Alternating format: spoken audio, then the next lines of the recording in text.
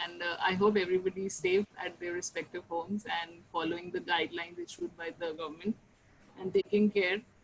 So, coming to the topic for today, which is the need to remember our fundamental duties as we remember our fundamental rights. We need to first know what are the fundamental duties. So, fundamental duties are basically defined as the moral obligation of all citizens to help promote the spirit of patriotism and to uphold the unity of India. We all know that all Indian citizens have been provided with certain fundamental rights. Along with that, there are also certain fundamental duties which have also been provided. Unfortunately, during this fears that fundamental duties are not enforceable, and that is the reason there are times when we unmistakably forget the fundamental duties. So this presentation is basically to give a thought and give a remembrance to our fundamental duties, and I hope everybody adheres to such fundamental duties during their routine lifestyles. So, what are basically fundamental duties? Fundamental duties are rights, duties which have been set in the Part 4A of the Constitution. It was provided by way of an amendment under the 42nd Amendment, and it was observed by the Supreme Court to be held to be obligatory for all citizens. However, they are non-enforceable like the fundamental rights. The fundamental rights can be enforced under the Supreme Court by way of any writs, the 5 writs that have been provided. However, the fundamental duties do not have the nature of enforceability and they are non-justiciable in nature. Even before the fundamental duties were enshrined in 1976, in 1969, the Supreme Court, in the case of Chandra Bhavan versus State of Mysore, had observed that it is a fallacy to think that under our constitution there are no rights, there are only rights and no duties. However, provisions of Part 4 enable the legislatures and the government to impose various duties on the citizen. So how did the fundamental duties come into picture and how are they enforced? They were basically enforced after the 2 years emergency, which was there under the Prime Minister Indira Gandhi, the then Prime Minister Indira Gandhi. Thereafter, when the emergency was declared and there was a 2 year emergency, there was a lot of political happening. And that is the reason a committee was formed by the then Prime Minister, which was called as a Swaran Singh Committee. So the recommendations of the Swaran Singh Committee were that there has to be certain fundamental duties, and such fundamental duties were then included in the Constitution by way of a 42nd Amendment.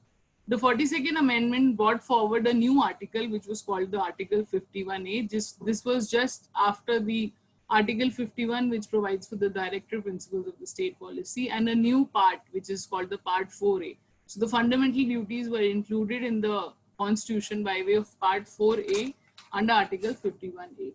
These recommendations were passed in 1976 and they came into effect on 3rd of January 1977.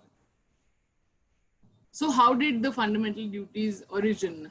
They were basically inspired by the various fundamental duties provided by various countries like the USSR, now as called as Russia, and China and Japan. So there is also, if we can relate to it, there are certain provided duties provided to the US citizens, which is called the Citizenship Almanac, which is provided to every citizen of the United States, and anybody who becomes a citizen of the United States has been given this Citizens Almanac, which provides for the fundamental duties of every US citizen. So being inspired by such fundamental duties and due to the provisions under Article 28 under the Universal Declaration of Human Rights, it was considered inevitable to implement the fundamental duties in our Indian Constitution. And therefore, by way of the 42nd Amendment, the fundamental duties were enshrined in the Constitution. We all know the 42nd Amendment is one of the major amendments, one of the most crucial amendments that happened in the Constitution, because this 42nd Amendment was also called as the mini Constitution because there were so many amendments made, the major one being in the preamble, wherein the three essential words were enshrined in the preamble itself. So we also need to know now, so what is the significance of such fundamental duties? We all know fundamental duties was not a part of the original constitution, and they were later added later when it was found that there has to be a corresponding duty to the corresponding rights which were provided in the fundamental rights. And it was considered that there is a duty to remind the citizens of the country that they have certain obligations towards the country and the society, which they need to follow. We all know fundamental duties and fundamental rights are like reciprocal to each other because they are the same thing or two sides of the same coin. Fundamental duties are also complement to fundamental rights. By way of the 86th Amendment, the 11th fundamental duty, which was incorporated, which was the right to education. Under the 86th Amendment, the fundamental rights, there was a right to education given under the Article 21A, as well as correspondingly, under the fundamental duty, there was also a duty imposed on all the parents or the guardians to provide education to every child under between the age of 6 to 14 years. So therefore, there is a very complementing nature between the fundamental duties and the fundamental rights. The Supreme Court time and again has in various judgments held that there is a strong relationship between the fundamental rights, the directive principles of the state policy, and fundamental duties. So these are the following judgments wherein the courts have held that there is a strong linkage between the fundamental rights, directive principles of the state policy, and the fundamental duties. The first case being the Javed versus State of Haryana. In this case, the fundamental rights have been read with the fundamental duties, which are provided in the Article 51A of the Constitution, and with the directive principles of the state policy that are provided in the Part 4 of the Constitution. And they cannot be read in isolation. Supreme Court clearly held that these all are a common, they drew through a common thread. So Part 3, Part 4, and Part 4A drive through a common thread, and all the three pillars are interlinked to each other. There are other judgments also which were considered by the Honorable Supreme Court, with another one being N.K. Bajpai versus Union of India. In this, the Supreme Court had held that there is a common thread which runs between the Part 3, 4, and 4A of the Indian Constitution. First part being the fundamental rights, the second part being the basic principles of governance of the state, and the third part provides the fundamental duties of the citizens of India. And it was also held by the court that the court should consider that all constitutional aspects of fundamental rights, fundamental duties, and the directive principles of state policy while interpreting any provision need to consider all the duties and the rights correspondingly. There was another case which we all know is called as the National Anthems case. In that also it was held that although that wherein the two children which were considered to be expelled from the school for not respecting the national anthem, and since they were only standing but they were not reciting the national anthem, they were expelled from the school. They challenged the said order before the Honorable High Court, and the High Court had subsequently held that it is obviously a decision of the citizen of India to not recite it if it founds that it is violative of his personal rights. However, as a citizen of India, it is a duty of every citizen to stand up and respect the national anthem, which is one of the fundamental duties of every citizen. And the directive policies of the state, which is provided under Part 4, also gives a duty of the state to make guidelines and to ensure that there is respect for the Constitution, for the flag, and for the national anthem. Another case which was there by the Vellore Citizens Welfare Forum versus Union of India. In this case, it was observed that state is all the citizens are placed together. And hence, though Article 51A does not expressly cast any fundamental duties on the state, the fact remains that duty of every citizen of India is the collective duty of the state. Now coming to the fundamental duties. So there are total 11 fundamental duties. Put one at each time. The fundamental duties begin, the first one being to abide by the Constitution and respect the ideals and the institutions, the national flag and the national anthem. We all know there is a act properly enacted which is called the Insan to National Honor Act, under section 3 of which if there's any disrespect to the Constitution of India, if there's any burning of flag by any citizen of India on any streets or anywhere, and also if there's any uh, disturbance caused to the while the national anthem is being recited, such person who cause any disturbance or who causes any disrespect to the national anthem and the national flag can be prosecuted for 3 years of imprisonment, and such punishment can be enforced. And therefore, there was a major case of Bijoy Emmanuel versus State of Kerala, which is called the national anthem case.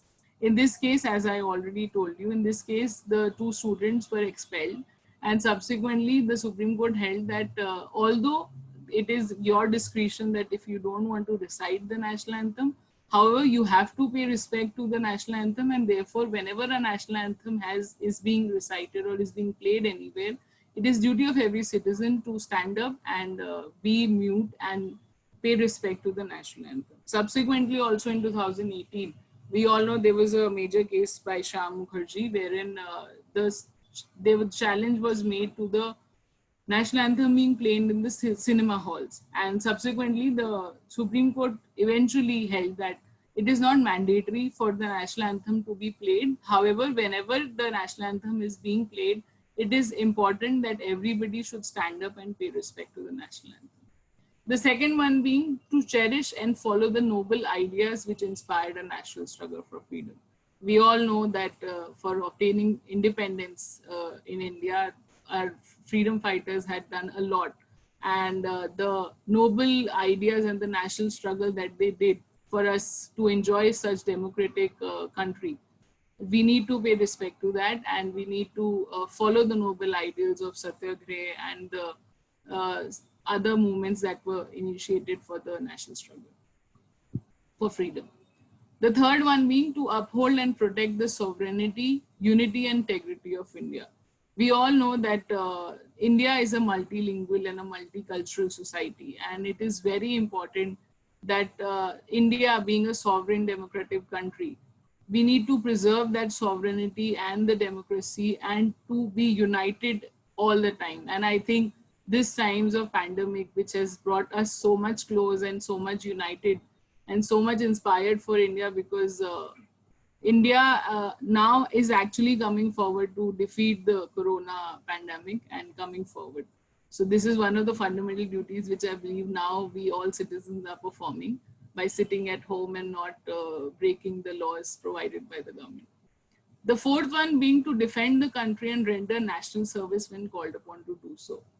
We all know that India is always challenged by the neighboring countries for the war and at the other circumstances where the India is being threatened. And therefore, it is a duty for every citizen to come forward and defend the country wherever it is required. And therefore, recently only, this Prime Minister started this Atmanirbhar campaign. And I believe this is one of the campaigns which everybody should stringently follow, because we need to promote India and bring it to that stage that we don't need to depend on other countries for that. The fifth one being to promote harmony and the spirit of common brotherhood and amongst all people of India, transcending religious, linguistic, and religion or sectional diversities, and to renounce practices derogatory to the dignity of women. We all know the IPC has provided penal provisions for any violations to the dignity of women. So if any provisions have been made for under such IPC, it was obviously inspired by the fundamental duties, and the fundamental duties provide that every woman and every religion needs to be protected, because we, being a democratic country, we need to protect every citizen and their personal rights, and therefore the fundamental rights also provide the provisions for linguistic and cultural preservation. The sixth one being to value and preserve the rich heritage of our composite culture. We all know that India has a vast heritage and a vast culture, and there are so many multilingual and multicultural societies. And we are one of the oldest traditions and oldest cultures which are being forming. Even the Supreme Court, in one of the cases, which is the Bommai versus Union of India, AR 1994, SC 1918, the 9-judge bench held that though the people of this country differed in many ways, they all were very proud to regard themselves as participants in a common heritage, and that heritage, empathically, is the heritage of Sanskrit. We all know the Sanskrit language has been there being time immemorial, and recently also it was made compulsory that the Sanskrit has to be taught to every child in the educational schools, and a lot of schools actually teach Sanskrit language. Even I myself had studied Sanskrit language, and that is the reason we understand that the fundamental duty provided to us provides that the composite culture, which is the Sanskrit language, and other languages which are there, we need to preserve that and we need to value that. Now, the seventh fundamental duty, which is also there, is which is right now very important, is to protect and improve the natural environment, including forests, lakes, rivers, wildlife, and to have compassion for living creatures. We all know that the lockdown period brought major changes in the environment. We could clearly see the Yamuna River getting cleaned and the sky getting more blue. And I believe this has brought us to rethink that we really need to protect our environment in that sense, because considering the air pollution levels which were on the rise before the lockdown have drastically reduced, and this also shows us that it is our citizens' responsibility to protect the environment. Although we all know that there was a recent Swachh Bharat Abhiyan which was initiated by the present Prime Minister, Mr. Narendra Modi. And I think that is one of the very great initiative which is started. After that also, there is a major public interest litigant environmental, which is MC Mehta, Mr. MC Mehta. He has filed various petitions before Supreme Court for protecting environment, and he's one of the leading persons he has filed several petitions for protecting the environment. And one of the cases being the Oleum gas leak case, which was majorly is a landmark judgment in the field of environment. There are other also enactments which have been made in the laws, which is like the Air Pollution Act, the Water Preservation Act, and the Wildlife Protection Act, which provides the penal provisions for implementing such fundamental duties. The eighth fundamental duty, which is there, is to develop the scientific temper, humanism, and the spirit of inquiry and reform. The ninth being to safeguard public property and to abjure violence. This is one of the major fundamental duties which I think we need to promote and also make people aware, because several times we have seen that people under the spirit of anger and showing their rejectment, they burn the public property and the public buses, and they cause damage to the public property. And it's a time that we make ourselves aware that it is one of the fundamental duties for us with that to safeguard the public property, because eventually it is the citizens of India who pay the taxes, and out of which the public property are being maintained and created.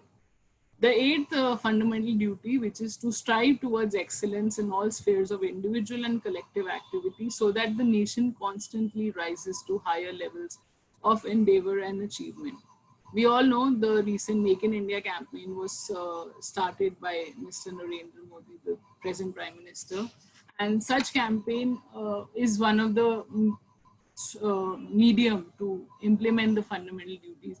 It is very important that we, being citizens of India, we make uh, all the efforts to strive towards excellence in making India individually and also collectively the higher levels, and achieve greater heights across the nations and across the countries. The last fundamental duty, which is the 11th fundamental duty, this was enacted by way of the 86th Amendment. And this amendment came into force in 2002, wherein the right to education was enacted. The Right to Education Act was subsequently also enacted in 2009. And such act has been formed, and the fundamental duty has been provided to provide education to every children. And the fundamental duty has been provided to every parent and guardian to make sure that opportunities for education is provided to any child, and between the age of 6 to 14 years. And therefore, I believe education is one field which requires a lot of dedication and involvement to make the make India a more successful country and strive towards the growth of this country. So there are also laws, as we all know, that the fundamental duties are not enforceable as such under the Constitution of India or by way of any writ or any provision, and therefore there are some laws which give effect to the fundamental duties. The major one being the Right to Education Act under 2009. The second one being Prevention of Insults to Nation Honor Act. So this act basically provides for penal provisions for imprisonment of up to 3 years under Section 3 of said Prevention of Insults to Nation Honor Act for paying disrespect to the national flag, to the Constitution, or to the national anthem. The third one being National Security Act. We all have been recently been hearing a lot about this National Security Act. And this act is basically enacted only to secure the country and to secure the nation from any threat from outside. And recently this act has been implemented a lot of during this pandemic times. There are other various CRPC amendments having women-centric laws, such major one being Article Section 354. Such amendments had been made under the CRPC to provide the fundamental duty, having a penal provision for such fundamental duty. There are other laws also which relate to environment protection, wildlife protection, air pollution, water pollution. There are also provisions under the IPC for violating any provisions of the fundamental duties like causing water wastage or causing water pollution. Such also is being under the IPC penalized, and therefore there are many laws which give effect for the fundamental duties. However, the complete fundamental duties are not justiciable, and therefore there are certain laws which have given effect to the fundamental duties. Now, as we have already discussed the fundamental duties, I believe that there are certain more duties that the fundamental duties can be amended, and such duties I think are the need of the hour, because the major one being duty to vote. So duty to vote was also recommended. The duty to vote was recommended by the Justice J.S. Verma Committee. Justice J.S. Verma Committee was formed by the then Mr. Atal Bihari Vajpayee, and this Justice J.S. Verma Committee gave a recommendation for providing a fundamental duty for duty to vote. We all know, we being a democratic country, it is very important that every person being given such right to vote, is important that we implement such. And during recent times, you have seen that a lot of people have now been made aware, and a lot of people are now turning out to vote in numerous numbers as compared to the previous years. The other important fundamental duty which is there is the duty to pay tax. We all know in China and in Kuwait, it is one of the major fundamental duties, and they have been it has been made important and essential that every citizen needs to pay tax. And even in our country, I believe this is one of the fundamental duties that needs to be amended and incorporated under the fundamental duties. This recommendation was also given by the Swaran Singh Committee when the recommendations were given by them. However, they were not considered, and I believe it's high time that we incorporate the duty to pay tax as one of the major fundamental duties. The third suggestion for incorporating another fundamental duty is the duty to help accident victims. We all have seen a lot of times that there are a lot of accidents happen on the roads and in the public, and there are very few people who come forward and help such victims who are, who are cause of such accidents. And if a lot of people actually get restricted due to the legal formalities that follow and the investigation and becoming a part of the investigation. However, recently, we all know that the Supreme Court had also held that the person who helps an accident victim will not be bothered or not be disturbed so much and not be investigated or inquired in a very lengthy manner. And therefore, another committee was also formed by the Supreme Court, which was called the Justice K.S. Krishnan Committee, which recommended the law of Good Samaritan law. So the Good Samaritan law basically stated that persons who help the accident victims are provided with this title of Good Samaritans law. The fourth duty, which I believe also needs to be there, is to the duty to prevent civil wrongs. We all know that we always see a lot of people committing a civil wrong, and it is very few people go and object to such civil wrongs being happening, and therefore I believe it is a major fundamental duty which needs to be incorporated to make aware that people should actually stop any wrong which is happening in front of them, and they should not become a witness, but they should become a person to stop such civil wrong. With this, we conclude today's webinar, and I believe that for enjoyment of a valuable fundamental rights, we first need to obey the fundamental duties seriously. Because as a law-abiding citizen, we must realize that we also have certain duties we need to perform if we want to enforce our fundamental duties. And such duties, as being incorporated under Part 4A of the Constitution of India, are important for the national integrity, because as Salman said, there can be no right without a corresponding duty. We also can conclude the finding that the common thread between the Part 3, which is the fundamental rights, and Part 4, which is the directive principles of the state policy, and the Part 4A, which is called the fundamental duties. These are the all common thread, and they all have to go hand in hand, because they all are corresponding to each other and complementing to each other. With this, I conclude today's webinar. If there are any questions, you can take such questions. If any viewers or the participants have their question, they can take up with the speaker. So the first question, I would like to take today with you, Meenakshi. Since I have read this, recent judgment of the Supreme Court stating that there cannot be no fundamental rights enforcement on the reservation. Yeah, reservation, yes. So can you throw some light on that, but I think, that is very important to know for all our viewers and participants, which has been recently came. I am completely in support of the decision which has recently been given by the Supreme Court, that the minority and the social security which was provided by way of this enactment was actually only for a particular area. That was only for 10 years. However, due to the political governance which was continuing to happen, it always enacted and increased from 10 years to other 10 years, and subsequently it became routine.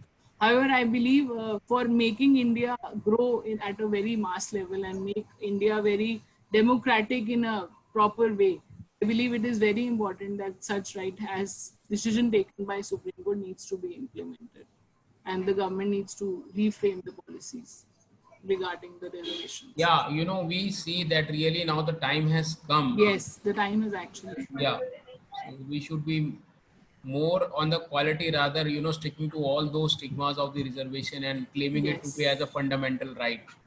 That's very true. So, Priyanka, if there are any questions, kindly take up with the speaker. Yes, sir. Thank you so much, ma'am, for such an insightful session. It's my immense pleasure to interact with my alumna on this platform. Thank you. So there are some questions which I'll now put forward. So firstly, there's a question by Shivani Ghosh, ma'am. She is asking that one of the fundamental duties are to protect our environment, including wildlife. The present scenario runs like an animal who comes under the Wild Life Protection Act is continuously murdered, started from Kerala, another now in Chhattisgarh now. How are these violators of fundamental duties booked under Wildlife Protection Act already in force? See, as we all know, that fundamental duties are actually non-enforceable and non-justiciable in nature. So therefore, there are certain provisions under the Wildlife Protection Act which provide penal provisions for any person who provides any harm to the wildlife or causes any disturbance. The major landmark case being against Mr. Salman Khan, which was there, wherein he was actually penalized for causing damage to the wildlife and causing damage to the extant species. And there are certain provisions of the Wildlife Protection Act which cover these provisions, and I believe the case being under inquiry, certainly the persons who are cause of this gruesome act, will accordingly be punished. Thank you so much, ma'am, for the answer. I have not received any further questions, sir. So Shobit, you sent me on chat box. There are certain, yeah, question take up one by one, Priyanka. So I don't have any more questions over here in the chat box. Oh, it has sent to me privately. I'm just sending it to on this. Uh, Oh. Wait.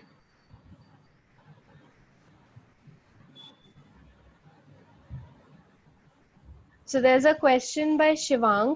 Uh, he's asking that is it only duty of central or state government to protect victims, not citizens? Sorry, can you come again? Is it only duty of central or state government to protect victims, not citizens? See, the state government and the central government, as we all know, the part 4 of the constitution provides the duties of the state and the central government for providing penal provisions for the victims and for the citizens. And there are frameworks which have been provided, which are regularly also enacted and amended. And therefore, it is duty of both the center and the state to provide compensation and to provide help to the victims. We all know there is a Victim Compensation Act also, and the MACT Act, which provides the compensation for the victims. And now the process has been made very easy and speed up because of the compensation being released by the DLSA, which has covered, it's come into picture and provides compensation at the earliest. Thank you, ma'am. So the next question is that during the COVID times and migration of laborers, when some families cannot provide smartphones or computer um, separately to the child, then what is the remedy left for the child under the education, right to education? I believe that's a very wonderful question, and that it has to be reconsidered because I understand that there are certain students who have not the access to all such technological things, and I believe it should be the schools who provide it because as they are claiming the tuition fees, and they, as the courts have already observed that the tuition fees can be claimed by them. So I believe it is the duty of the schools to provide such medium for education over the technology. Yes, ma'am. I think that is very precise. So the next question is by Kanchan Khurana, ma'am. She's asking that as in the times of COVID-19, food is provided by the government to the poor people, but whose duty is it to provide the food to the street animals as like there are lots of street animals too who all are dying because of lack of food and water. I agree. I consider that this is a major cause of concern. And I believe this is how why the fundamental duties have been incorporated. Because we as citizens, we need to show our good Smartian principles, and we need to show that we are responsible citizens of the country, and therefore it is also a duty of each of us to actually provide some food or some aid to the animals. And therefore I have seen a lot of videos, and I have personally also provided such food and shelter to such animals, because this time they are the ones who cannot even speak up, and they are the ones who need the care at most. And therefore, as a responsible citizen, I think it's the fundamental duty of each one of us to provide food and aid to such animals. Yes, ma'am. So, ma'am, I would like to ask one question. Sure. In your opinion, why is it that fundamental duties have not been made mandatory, like they are suggestive and advisory?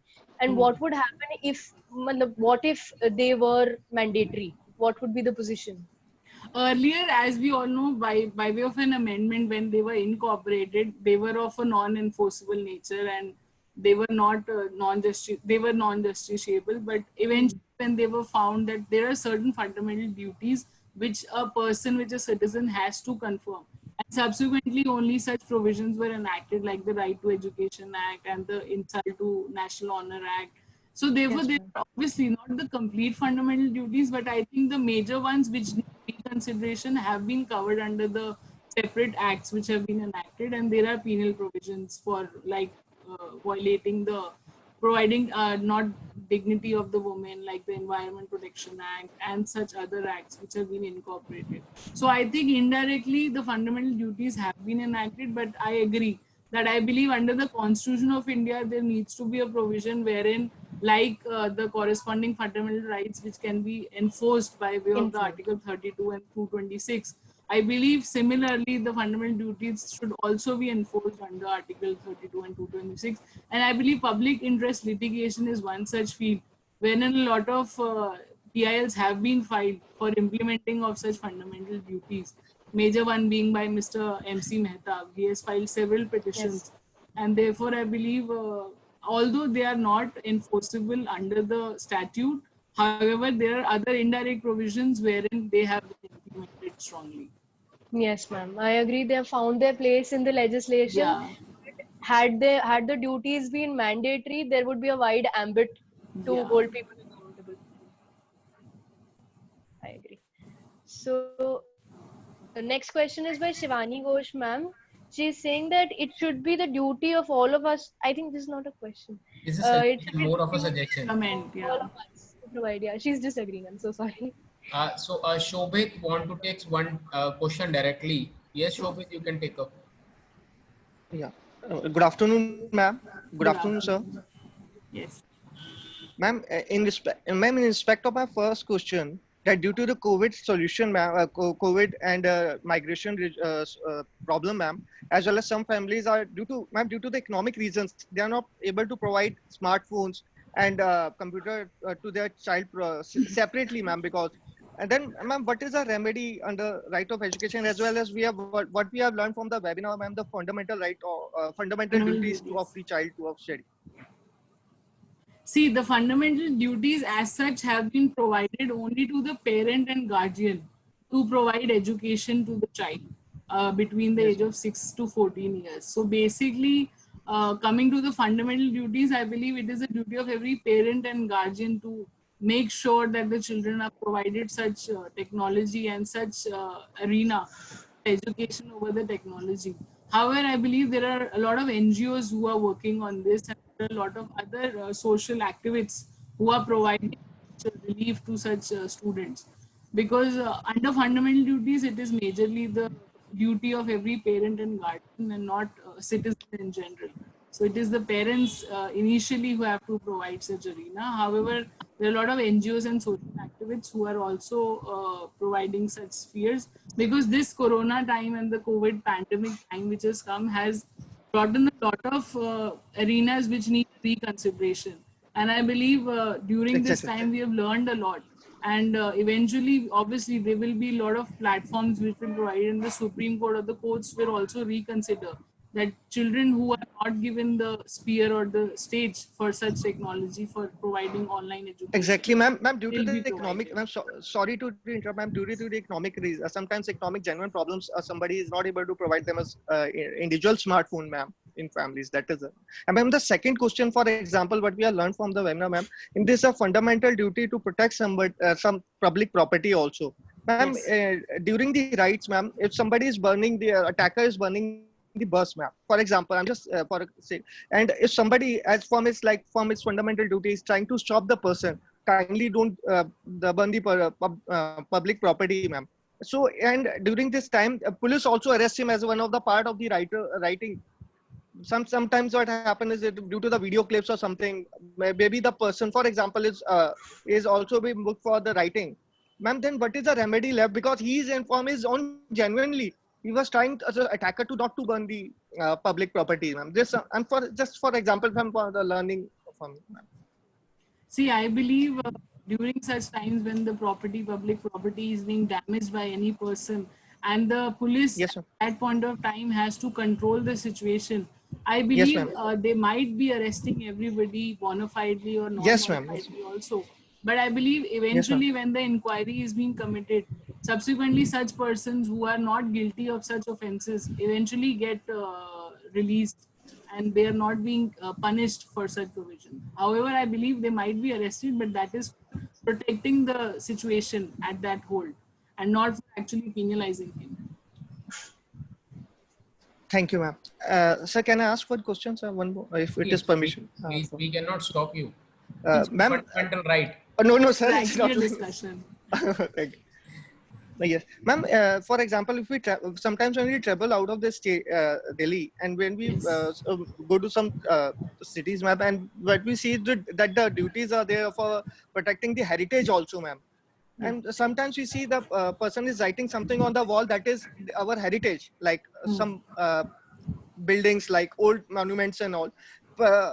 Generally, what we see people writing. So, ma'am, if we can, we stop them. Like if somebody's Of course. writing in for example. As a responsible citizen, it is your duty to preserve and value the heritage and the composite culture that the history of India has provided. Ma'am, And therefore, it is a fundamental duty, being a good Spartan, that we protect such monuments from being damaged and destructed. ma'am, is there, sorry to interrupt, ma'am, is there any penal provision for that, ma'am? If somebody is writing Yes. and if we Yes, come the to know that. Archaeological Survey of India has provided the act which provides the penal provisions. I am not aware of how much is the penalty, but there are penal Okay, ma'am. provisions for protecting such monuments. Further, from the criminal Thank side, you, I ma'am. would like to add, Shobhit, Yeah. you can act like a public person who can be treated as a public servant while stopping Yes. somebody from doing that. Okay, sir. Thank you, sir. Definitely. You have the powers to do that. And now Okay. having the smartphones, I believe everybody can record the same and provide it to the Provide it on concerned the platform to authorities. the authorities, right? Thank you, sir. Thank you, ma'am, for giving the answer. So if for the anyone question. else Thank have their question, they can directly raise that with the today's speaker. Otherwise, we'll be concluding. Any of the participants or viewers who want to take up the question, I think there you. So is if I can ask one more question. no. Your time Discussion. is now. So for tomorrow. Okay, sir. Okay. Okay. Yes, Saurabh, you want to ask something? Mr. Saurabh Kalra. हाँ ये sir no sir अभी तक सब कुछ question नहीं mind में होगा तो मैं पूछ लूंगा We couldn't hear you. He's saying he doesn't have any question for the time being. Thank you for the thing. Now over to you, Komal. Can I have Komal on the board? Komal, we would now request you to kindly thank our today's speaker, Ms. Meenakshi Kalra, who happens to be, now I not say my junior, my college mate. Yeah. Who, I am glad. You will always be senior to me, come on. They are, I'm so glad that they are here and speaking on such important topic, rather I am say interesting. So these are very important for, the viewers and the participants to understand that what is fundamental rights and duties. I think I will not take much time now. This is Komal Vashish's job, which I am going to do. So Komal, it's over to you now. Thank you for such an incredible webinar, Ms. Meenakshi ma'am. It was truly an informative and articulative session. Teaching about this topic was an eye-opener and a great knowledge to us. It is during these hard times we can only learn via digital platform, and learning new perspectives allow us to gain an insight about the laws and the norm of fundamental rights and duties. Thank you once again for an excellent webinar session, ma'am. And at last, I would like to thank all of viewers who took out time to attend the webinar session. Over to you, Nitesh sir. So, yeah, finally, I would be thanking all my teammates and associate, Komal, Priyanka, and Shivani, yes, Shivani, who gave the introductory note. And last but not the least, Meenakshi to be happened there. No, it's my Such an pleasure. informative session. It's always, good to have, people who have been through almost in every time whenever we require them.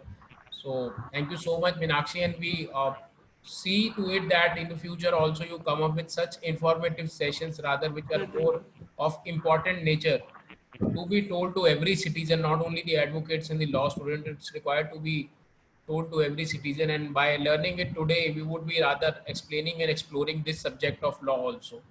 So thank you so much, Meenakshi, once It's my again. pleasure. Bottom Thank of you my so heart, much for having me. devoting your time. Thank you, ma'am.